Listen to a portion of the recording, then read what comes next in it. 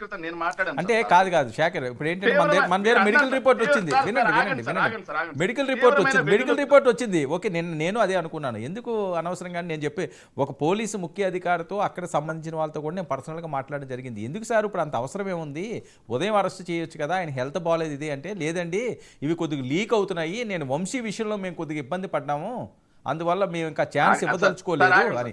ఇప్పుడు medical report చూస్తే ఆయన ఫిట్గా ఉన్నారు, ఎటువంటి సరే అనారోగ్య సమస్యలు లేవని చెప్పి రిపోర్ట్ వచ్చింది. సార్ ఫిట్ గానే ఉన్నారు సార్ ఫిట్ గానే ఉన్నారు. వదిలేండి సార్. 27వ తారీఖు డేట్ వేసి నోటీసుల మీద సార్ 26వ తారీఖు అరెస్ట్ చేస్తారు. ఇది ప్రజాస్వామికం సార్. పోలీసులు అత్యద్భుతంగా పనిచేస్తున్నారు సార్. హోంశాఖ అత్యద్భుతంగా పనిచేస్తుంది sir. 27 notice sir, 26 night arrest చేస్తారు సార్. సరే చూద్దాం, అది టెక్నికల్ గా ఉంటాయి సార్. అది టెక్నికల్ గా ఉన్నంత మాత్రాన సరే ఓకే, కోర్టులో అవన్నీ నెగిటివ్ అవుతాయి కదా శేఖర్.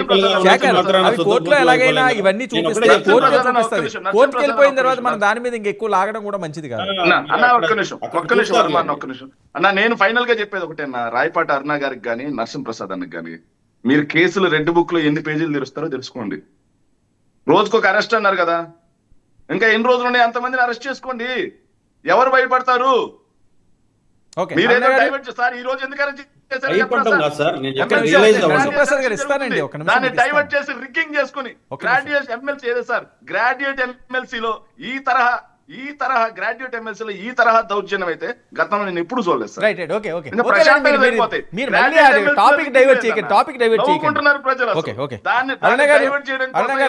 ఇలాంటి రెడ్ బుక్ అనే పిచ్చి అరెస్ట్ చేస్తామంటే ఇక్కడ ఎవరు భయపడేవాళ్ళు. అరుణ గారు రెస్పాండ్, ఎవరికి భయపడేది లేదు, చేసేది లేదు అని చెప్పి చాలా అంశాలు ఆయన ప్రస్తావించారు, వీడియోలు కూడా చూపిస్తున్నారు.